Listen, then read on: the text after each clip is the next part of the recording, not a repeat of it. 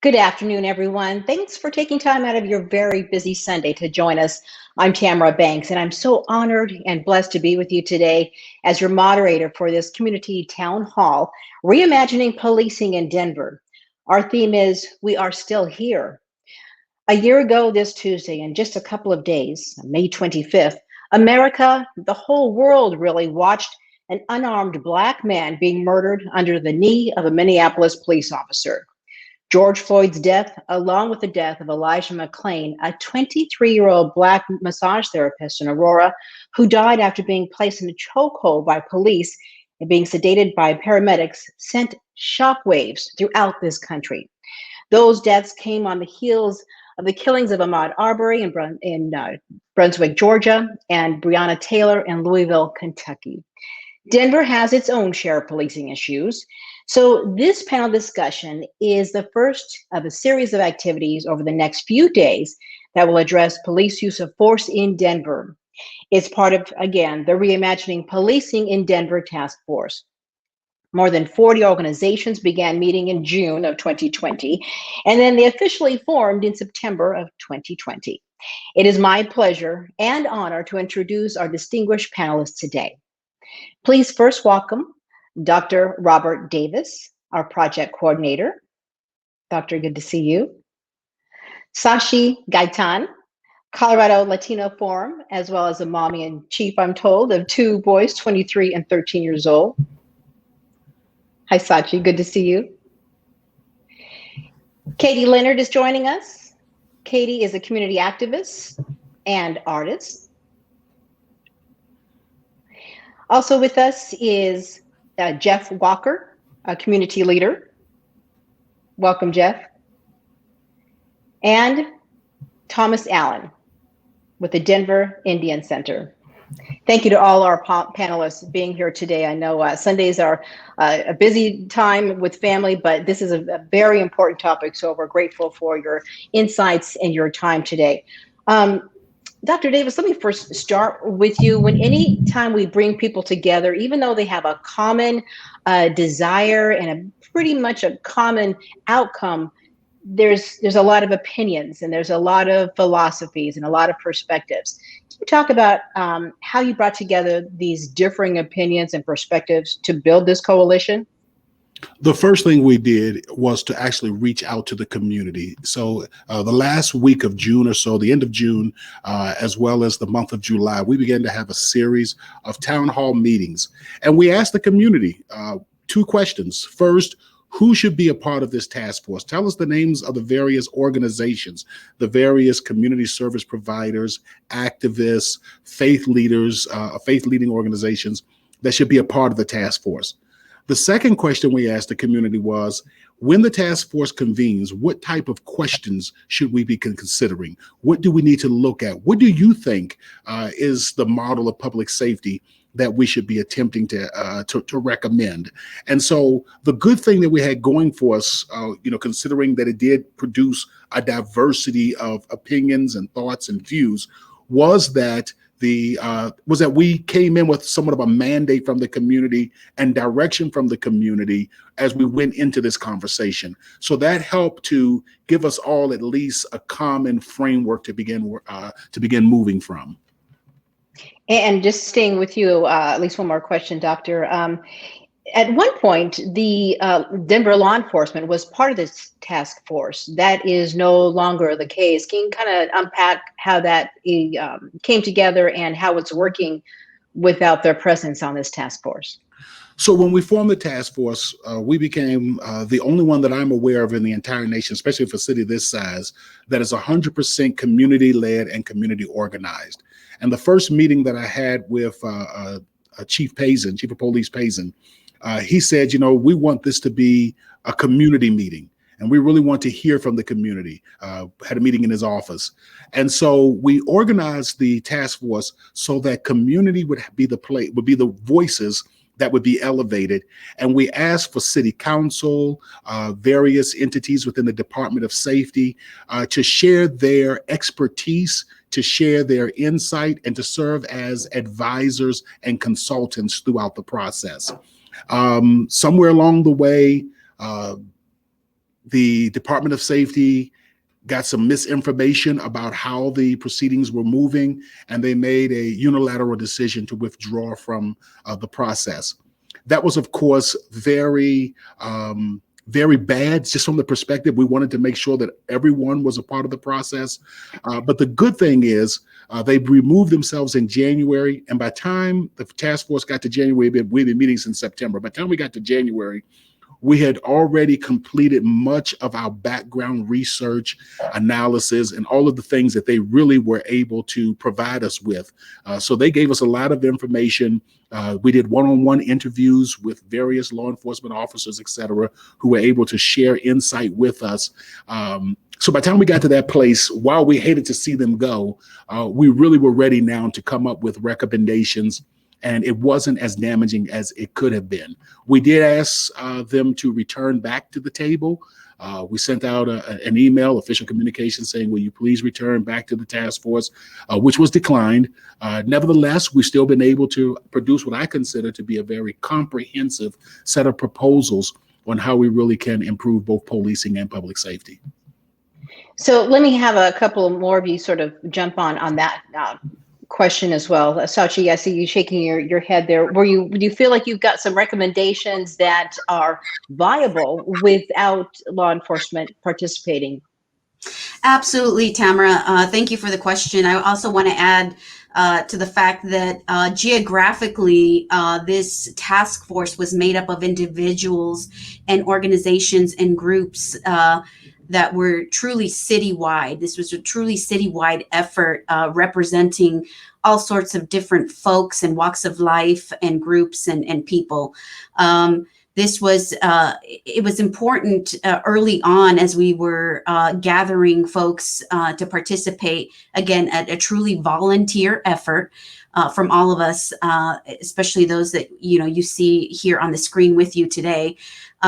Dedicated hours upon hours of time, over 9 months, almost nearly a year of volunteer work that we put into this to really develop recommendations that come from a strong voice of especially those marginalized folks in our city. It was very important for us to uplift those voices of those most marginalized in our city, and bringing these strong recommendations will show our community that we heard them, that we were listening, and that we're providing recommendations that will cover everyone from all walks of life. And we're really excited for Denver City Council to read through our full report. Yeah, and Thomas, you as well. I mean, we often hear about, Black Lives Matter, but we also need to talk about Brown Lives Matter, people of color lives matter. Talk to me about how valuable this information, these recommendations are for people of color across the board throughout the city and county of Denver. Yes, being, Native American and at the Denver Indian Center, we have an issue with being visible.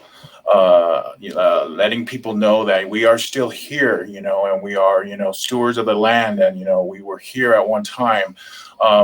People are doing land acknowledgements, and consulting us about, appropriateness of names and mascots too. So, sitting on this task force was good for our community, just to let them know that we are at the table and that we are here still. Jeff, can you talk a little bit about how many volunteers? I mean, no one's getting paid to do this as far as I know, but what kind of volunteer sweat equity, if you will, did it take to pull this all together? It was a huge effort. I think I lost track, around 55 to 60 people that were volunteering on this effort. And we met twice a week up into beginning of January, end of December, and then we broke off into smaller groups. But I was amazed. I've been on lots of commissions and boards, et cetera, in the city, and short term. And I was surprised at the level of participation that still carried through into last week. So 55, 60 is where I stopped counting. But and how many hours do you think you all put into this? 4 hours a week at least. That was just our meeting time, and then there's the prep time and the review time. So probably 7 to 10 hours a week on this. And I'm just was just curious because I think it's important to understand for the audience to understand that this was not just a knee-jerk reaction to just one event, one George Floyd event. As I mentioned earlier in my introduction, and then also in the nicely edited piece before we started, is that this is the issue of Black people specifically, but people of color generally. Being unjustly stopped, searched, arrested, and many times ultimately killed is nothing new. And so this wasn't just a one-time situation with George Floyd, but really George Floyd was the tipping point. And again, we'll be commemorating the anniversary here on Tuesday. Katie, let me ask you, I think for me, it makes sense that artists are involved because I think art sort of reflects or can make better or sort of put into context what's happening in real life. Can you talk about the artists and activist participation on the task force? Certainly, thank you. And I also work at the University of Colorado, Denver, so I'm very much a part of the scholarship that goes into this as well. I work at the College of Arts and Media, which is a really special place to be. And in the capacity of the task force, I was a facilitator. And coming to that within an artist lens helped a lot in that we had to be really creative. This is something we're reimagining our world, and it's happening in real time. A lot of people are talking about this and making sort of grand and sweeping statements, and we really we were on the ground doing the work. And it's creative work, right? It's imaginative work. The amount of times that we had to come together and say, I have no idea how we're going to get this done. There's 60 of us and we, are doing this on a volunteer basis. And we're putting in so many hours, but we did it. And I think that is a beautiful testament to how our creative minds and our imaginative minds really work in organizing and in the capacity for social justice. I always say and this is an Adrienne Marie Brown, who's fantastic, all organizing, all social justice is science fiction, right? We are writing the future. So it's been beautiful and wonderful. And thank you for that question. Super important.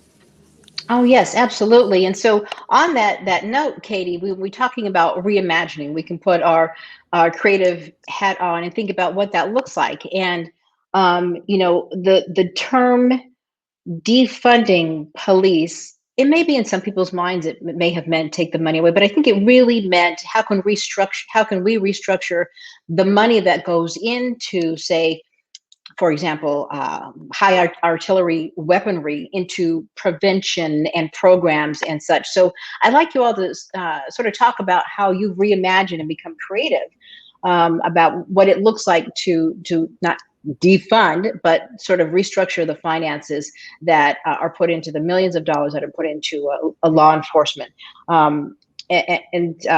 Jeff, maybe I'll start with you. Thanks. So, just like any organization or any relationship with anything, there comes a time we have to take stock and assess and say, where are we? And is this where we want to be? And is this leading us to where we want to go? Some of the things that we've noticed or that I noticed is that there's a lot more money spent on prosecuting people than defending people. There's a lot of money that's spent on training police officers to use weapons, not as much time or effort spent on teaching them how to successfully de-escalate situations. So things like that. My point of view is that we're part of this together. We have to work with the police officers and the police officers, the police department. That institution has to work with us. We're one and the same. We're not separate. So we just need to reevaluate our relationship and make sure that it's still viable as is and that is taking us where we need to be and where we want to go. I hope that answers your question. Yeah, it does. And I imagine many, if not all of you, would like to take a hit at that. Sochi? Yes, I want to add to what Jeff was saying and also say that in the city of Denver, over 40% of the city's budget right now goes directly to the Department of Safety, of Public Safety. That's a big chunk of our budget that's being dedicated to the police force, to the fire department, to, you know, all the departments, sheriff department, everyone under the public safety department. That includes even weaponry. And for me, when we use the word defund, or other groups are using the word defund, it's not necessarily that we want to take away the materials, the supplies, the weapons, the tools that the police department or fire department may need to do their job, but rather take a percentage of what they have, which is nearly half of the city budget, into other departments, such as the Department of Human Services, that is in great need right now, children that are in need of services, families, low-income families, marginalized families that are in need of some services and need some funding to be able to make that happen. Things like our parks and recs, you know, we've had a lot of things shut down, services shut down under Parks and Recs that are needing some help with the budget to be able to continue to offer services to our families throughout the city. So when I think of the word defunding, I'm thinking of refunding, you know, a certain percentage and moving it into places like those departments that are in great need right now. Thanks, Sochi. And I want to stay with this for just a moment. Dr. Davis, let me come to you. I have had the honor of going to places like Iraq and covering the war there, and other places where there's conflict, and the U.S. presence is there with extraordinarily powerful and expensive military weaponry. And then I've seen that same weaponry in various neighborhoods across this country, and we're not at war.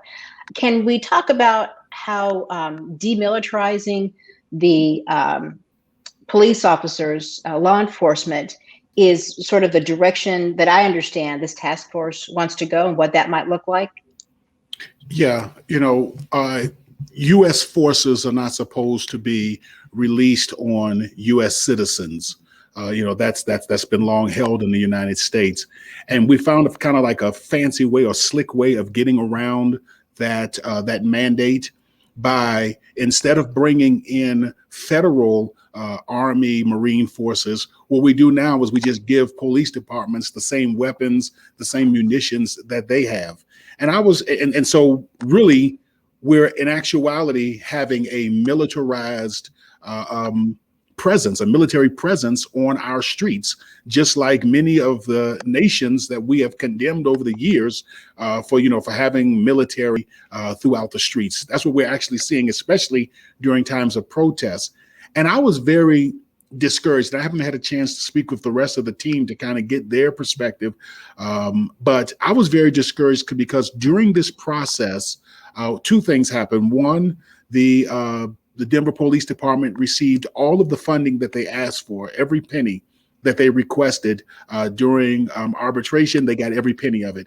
The second thing is an additional $1 million during these discussions about how do we do public safety. An additional $1 million or so was then invested in purchasing military grade weapons for the police department. So, it almost seemed as if while we were in these conversations, there was still this tone deafness and this just stubbornness by our leaders that we're just going to make sure that we have a strong military presence on the streets in our cities across the nation.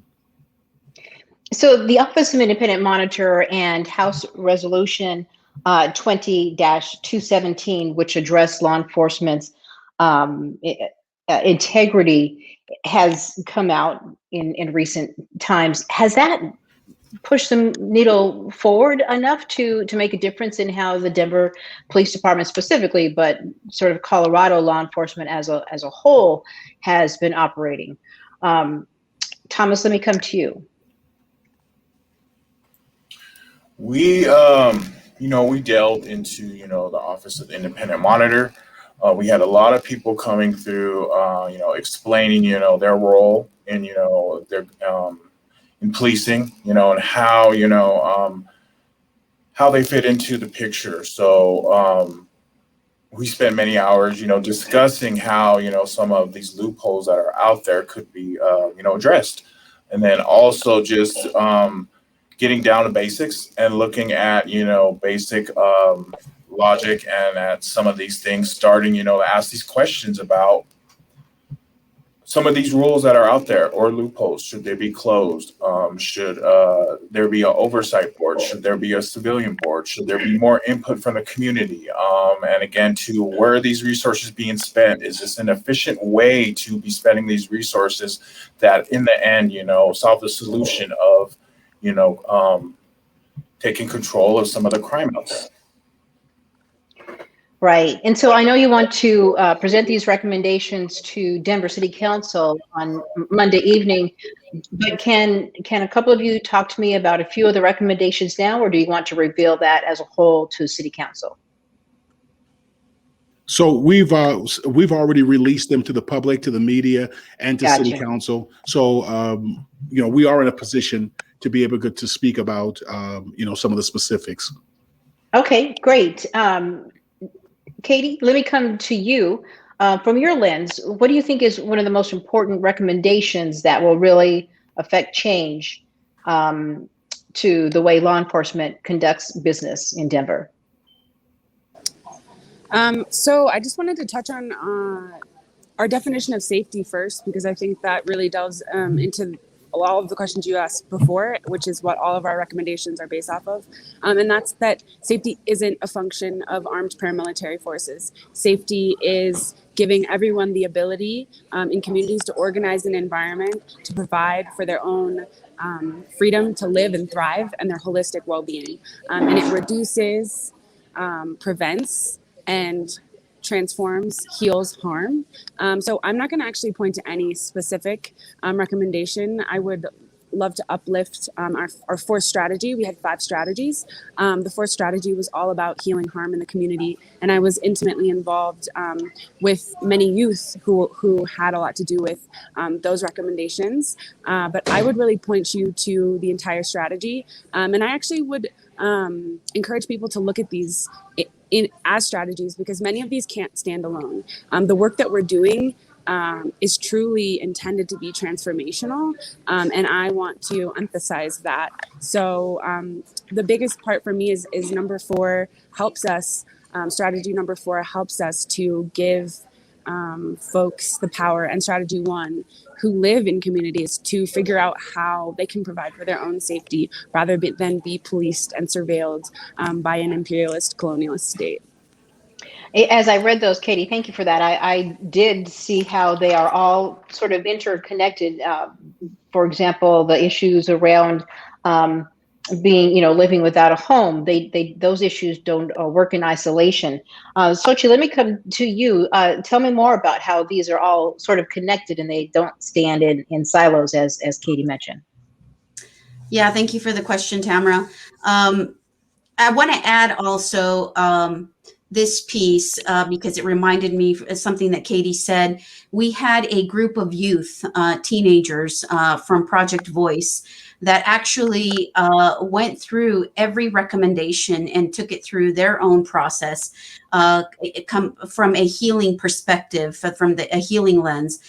So this group of teenagers also had the opportunity to process these recommendations through their lens, and did a phenomenal job to come back and say, give us feedback on how to improve certain recommendations and strengthen them to release them to the community. And so that's what we have now, is really recommendations that have been viewed and reviewed by just a really large group of community members. So that's important to know, that we've got all age ranges looking at these recommendations. They're not standalone, each one. They really come as a very comprehensive, this is a comprehensive report that we hope that, and I think Jeff will make a stronger point about this, that we really can't piecemeal this. If we can put money and strength and power into something like a war against another country, then we should be able to have our city council change a few things in their charter to be able to present and push on these recommendations. 112 sounds like a big number, but when you look at the full report, it's a comprehensive way for us to really transform policing in Denver and provide a really safe, authentic way for all people from all walks of life to be able to live a better, healthier life. And Jeff, I'll have you pick it up there. Sochi, thank you for that. In terms of when you present this to City Council Monday night, what's the next step? What would you like them to do? Well, what does that look like? Thanks. We definitely want some discussion on this. There are several different points. We had a broad spectrum of opinions on this. It takes 360 degrees to make a full circle, right? So not everybody was on the same page for everyone, but we support the body of work as a whole. So what we want is further debate to formalize and put a fine point on these recommendations, and that it could take weeks, it could take months, it could take years, and I see this as an ever-evolving process as the city changes, as this nation changes, as we get older, as younger people come along, as the job market changes. Like I said, one of the things that I was stuck on was the well-being of the police officers also. So like police officers there were a record number of suicides in 2019. So if there's an institution where the members of that institution are feeling that level of stress, then that can manifest itself in all kinds of ways. They can act out on the people that they're supposed to protect, and I think we've seen enough examples of that. So in order for us to, I feel that in order for us to be protected and feel safe, that we need the people that are charged with that, the ones who have taken a note, to also feel protected and safe. Like I said, the whole body, all of them are important to me. There's not one or the other that I feel strong or less strongly about. I feel strong about all of them, and we hope that City Council gives each of them the respect and discussion that they deserve. And if I could jump in here for a second, Tamara, and just say, similar to what Jeff, Sochi, and Katie have said, this is a comprehensive approach. So that's why it's somewhat difficult to just take one recommendation isolation and pull it out. It's about developing a comprehensive a set of strategies to deal with it. So of course, the first strategy is making sure that communities have the resources that they need. In 1967, I believe it was June the 27th, 1967, Lyndon B. Johnson gave a presidential address where he said, we know what is the root of crime. We know what is the root of, community violence. It is, lack of jobs, lack of economic opportunities, lack of, quality education. And the question we just have to ask ourselves is, are we going to do anything about it? So that very first set of recommendations, helps us to accomplish that strategy of getting communities the resources that they need so that they are not, so that crime doesn't grow in those communities. Then we talked about, how do we minimize the interaction between citizens and law enforcement so that we can minimize, how often it would be that our citizens are being stopped, are being harassed, or even having violence perpetuated.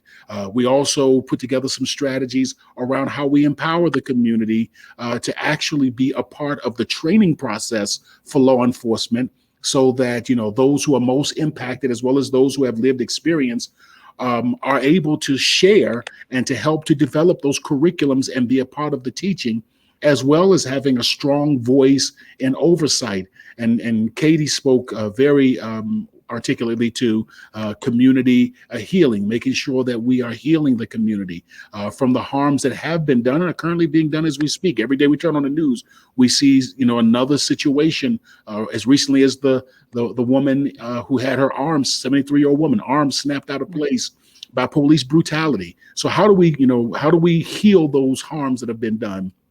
And lastly, we talked about how do we restore people back to community, return people back to community safely and restoratively as possible.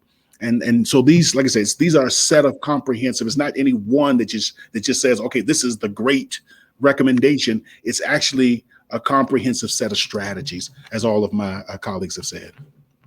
That's a really great point, Dr. Davis, and to dovetail on what Jeff said as well, is that these recommendations, when put into action, the changes won't happen overnight.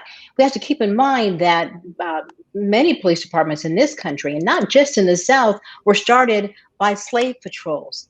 And so that mentality of we're going to go get these Black and brown people and put them in their place over decades, if it hasn't been extracted out and just change the rethinking of how we focus on, like Katie said, focus on safety rather than patrolling and controlling people, but we're really going to be staying in the same spot.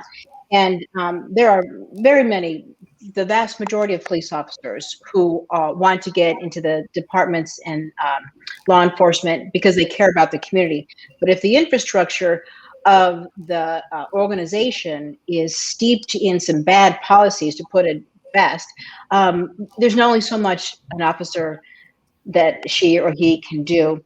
I want to get into the budgetary efforts. It's always great to say, well, we should change this and we should do that, add this and add that. So what kind of budget restrictions or budget issues do these recommendations present? I'll start with Thomas. Let me start with you. Well, again, I have this big report right here, the hard copy of it, going through exactly what we wanted in our budgets here. Again, to Dr. Davis, it was a comprehensive report. We went through almost line by line and just looked at budgets and, asked ourselves, is this something that, that we need? Is this something that is going to promote safety, or is this also going to be something that, our community or people in our community may take as threatening, as, something like military grade kind of equipment for protests. And then also just, the amount of, the budget that's spent on, this equipment and also other equipment too, and then also the staffing of that. We went through and we're comprehensive not only with the police, but also the people who sit on these boards who have oversight. And since it is tax money, we have say in that. So I am grateful to be here and lend some voice to how some of our money is being spent in these budgets and in these departments. Anyone else want to answer that question about monies? Because it seems like that's always the big argument that people have. It's going to cost us money. We can't afford these kind of fancy 21st century recommendations.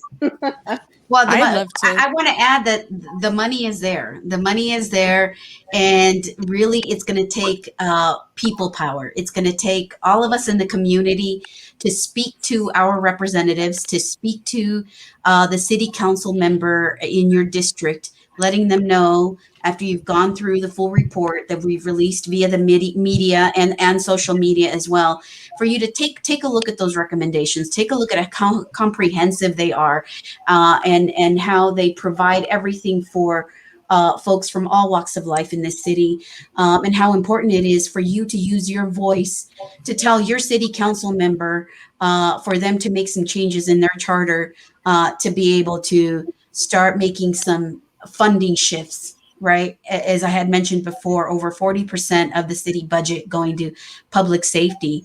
I think that we can start taking certain percentages of that funding and moving it into other departments that are in great need in this city, in order for all of us to live a healthy, meaningful, healing life. Fulfilled life. But it really takes our voice, every single one of us. And so we ask for your support, for you to reach out to your city council person, asking them to please go over this report, letting them know that you have the full support of this report. And that's what we need. People over profits, and we need your voice. Katie, I think you wanted to say something as well. Yeah, just being a part of like the editing team, right, and being able to look at a lot of the actual like functions that we've put into intimately involved with sort of the crafting of how we've worded these things. Jeff was also a part of that. It, I've had the opportunity to see how a lot of these recommendations have mechanisms in them where it says we want to fund things based on data. We want to allocate funds where we need things based off of, you know, the hard numbers, right? So we really want to put mechanisms into place that will hold folks accountable to make sure that like this money isn't just flowing into an endless pit of what has become, you know, big guns and violence in a lot of ways. So a lot of the money piece is actually taken care of through the way that this task force has come together and said, well, how can we actually put money where we need it? And it's irrefutable, right? It's saying we have this many people in need of something, and here are dollars, right? 40% of our budget goes to the Department of Public Safety. So there's no way that you can say that we don't have the money, right? So it's mechanisms to figure out how allocation flows. And it's pretty simple. And to speak to your last question as well, I hope that organizers find strategies and clusters of these or the whole report and organize around them because it's going to take community, right? And a lot of this is about just having resources flowing back to us. And that's really what it is at the end of the day. That's a great segue into my next question. So we know what you want from City Council. You want them to start working on these recommendations and implementing them into policy and eventually law. What do you want from the community? What can we do? I think Sachi mentioned for people to speak to their City Council person, but what else can folks do? Well, Jeff, I'll start with you. Okay. I'm sorry, go ahead. Dr. Davis and then Jeff. I'll let Jeff jump on in. Thank you so much. So one of the things that we talked about was viewing what we community at large, it's everybody from all corners of this city, what we see as disturbing, what we see as an inconvenience, what's a real danger. Some of the calls that I think the police have to field are nuisance calls, meaning that it's an inconvenience for me to look at this person who's homeless or might be drunk on a street, even though they're not causing any crime, physical harm or threat to anybody. That person still might become the subject of a police visit. So the way that we look at things, the way we look at other humans and their condition, you know, if my view is that if somebody's in that condition, they might be just having a rough day and they might just need somebody to talk to or hang out, or maybe they just want to be left alone and they'll get back on with their life. So those are the kind of things that I think that I need to start reevaluating about how I view conditions and situations I see around me. And I think that would help everybody if we did that. That person might not need the full thrust of the law on them. They might just need a gentle hand for a minute.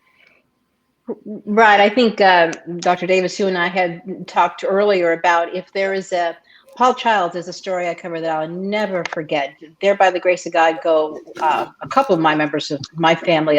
For those who don't remember, a mentally challenged teenager whose family called and said, "Hey, we're just having problems calming him down." He ended up being killed. And so I think it was that case, among many others, that Denver police started, I think, with CIT, critical incident training, by which they were trained to respond in a certain kind of way. But I think what I hear you all saying is taking it a step further. And do we have to have somebody armed come to an event like that? Could it be trained psychologists and psychiatrists, sociologists, what have you, rather than come guns a-blazing, for lack of a better term? Dr. Davis, am I capping your conversation earlier and your thoughts on that correctly? Exactly. One of the things, and I have to give Denver credit for the STAR program that's been implemented, the co-responders that do try to send out unarmed individuals along with an armed officer to address mental health calls. But I think we need to expand it beyond just that. and to kind of ask ourselves, when is it necessary as a society for someone to respond to a situation with a gun? And I think that first starts, and you see some of these recommendations, that first just starts with how 911 calls are routed. What role and function the police play in the community interacting with citizens. These are the type of things. Is it really, and going back to the George Floyd murder, was it necessary for 4 men with guns to come and to see whether or not one man had used a counterfeit dollar bill? And I think about it this way: if your child was running a lemonade stand, and they come in and say, "Mom, Dad, I think the neighbor across the street gave me a fake dollar bill," would you go over there with a gun? Would you go banging on the door and demanding that they come out, as you saw how hostile and aggressive the officers were with George Floyd? And we're just seeing all these videos, the gun drawn, the anger and the hostility, even before the person has had a chance to even respond to the police over simple things like traffic stops. So I think we need to begin to ask that question: when does somebody with a gun need to respond to a situation? Exactly. And anyone else want to chat on that particular point about how we respond, and does it require somebody carrying a weapon? I'd like to say some stuff, particularly our community. This task force is good for one, giving our input into how we as Native Americans are perceived, and also how we interact with police officers. Some of our community is not aware of some of the procedures of the big city, and they may be coming from tribal lands. So being on this task force and being able for us at the Indian Center to disseminate this information, that we are here, and that when you come here, some things may be different than reservation lands as opposed to the city. We did talk to the police department about what a tribal ID is, and that it is a federally recognized ID, because some of the police were confiscating it, that miscommunication. So, having this task force, having this data here, and, an effective way to communicate this data to our community is crucial in, stopping these miscommunications, these kind of thinking ahead before it gets to a critical state, and you are going there with preconceptions of hey, maybe we need to be there with guns, and just trying to think outside the box, that things don't have to get to that far. Great, thank you, Thomas. Let me ask you one or two more last questions before we wrap up here. I'm not sure if we're going to get to viewers' calls or questions. Was there a cost associated with this task force, or are you all getting paid? Were you brought in lunch? And is there anything financial that support that you got from the city? I'll speak to that. We got zero support from the city. Matter of fact, when we had requested $50,000 from the city to help, to defray some of the expenses of gathering a large group like this, and when law enforcement, when Department of Safety withdrew, that was one of the things that I perceived that they were kind of holding over the task force head. We're not going to give you any money to do this work.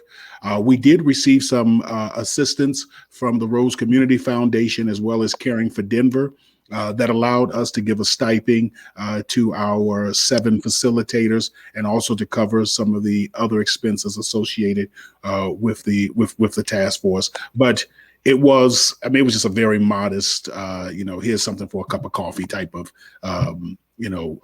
stipend. But with that being said, it was overwhelmingly a full volunteer initiative, with individuals coming in and saying they really believe in this community. They really want to see Denver be its best, and they roll up their sleeves and work toward that end. Tamara, I just want to add, I just want to joke that, because you mentioned, did the city help you out? Did you all get lunch? We didn't get any food. And a lot of times when we would have meetings, and I would, be on a Zoom, Pastor Davis would see me literally cooking in the kitchen and trying to hurry up and get dinner ready and grab a bite to eat while we were meeting. So that's what it was. It was truly a volunteer effort by everyone. So let me ask you, it's this important to you. Why? Why did you do this for free and sometimes on an empty stomach? Sachi, Yeah, I'll start with you. for me as a mother, I'm a mother first and foremost of a 23-year-old son and a 13-year-old son, and my husband, who's Mexicano, Mexican. I am Mexican born, and my husband is a dark-skinned man. So my sons are born dark brown skinned boys. So for me, I'm coming from the perspective as a mother. I'm also coming from the perspective of being a wife, a daughter, and a sister to two brothers. And I've seen how policing in Denver affected both my father, my brothers, and my husband, simply for being brown and for existing as brown men in this world. So I brought that lens and that perspective, always thinking of them. And also of my community, having been raised here in Denver from the time that I was a little girl to now, and seeing how marginalized communities were treated by Denver police. And I know that we can do better as a community. And it was very important for me to participate and bring that voice and that perspective. And let me go all the way around. Katie, let me ask you, why are you involved? I'm passionate about making life better for Black, brown, poor, mentally ill, unhoused folks. Anyone who's in a part of an identity that is marginalized and oppressed. There's no way that we should be living the way that we live in the United States. And a lot of these things are very simple. Like we just had a 15-minute conversation of why someone shouldn't respond to a relatively unharmful situation with big guns and cause more harm, right? These are very simple things. They're not complicated. They happen the world over in other places. So it's time that we move towards an equitable and just community. This is what I do in my everyday work, and it was an absolute honor to be a part of this task force as a facilitator, right? Listening to folks, and we came together as a lot of with a lot of different backgrounds and different ideas about policing and public safety. And it's truly beautiful to see how far we've come and to know that this is a starting line for the long-term work that will continue here in Denver. Thank you. And Jeff? I love this city. I moved here in 1999, and I got involved easily and quickly. And this has been an experience like living in Denver has been an experience like nothing I've ever known. I grew up in Ohio, and I lived in Minneapolis for a while too. But because I love this city and the people in this city and how it vibes, I wanted to do anything I could to help. So my council rep asked me, he knows me from around the neighborhood. I used to be the president of the RNO for Rosedale, the neighborhood where I live. And so I said, yeah, sure. Well, whatever I can do. I have a different experience. I don't know if it's different, but I don't have that negative experience with cops. I've been stopped a couple times because I fit a description or whatever that description was. And then I was on my way in 5 minutes. But if somebody thought I could help, I'm willing to help. So that's why. And Thomas, how about you? Talk about how important this is to you and why you volunteered for this task force. I think, again, for the future generations, of people of color. I was fortunate to be born and raised here in Denver, Colorado, and, had some interaction with the police.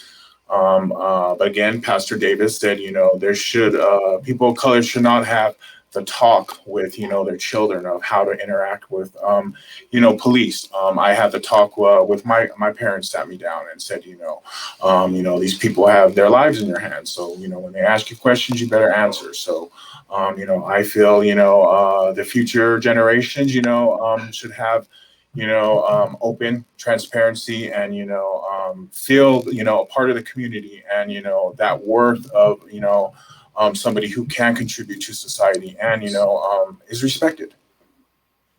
Great, thank you.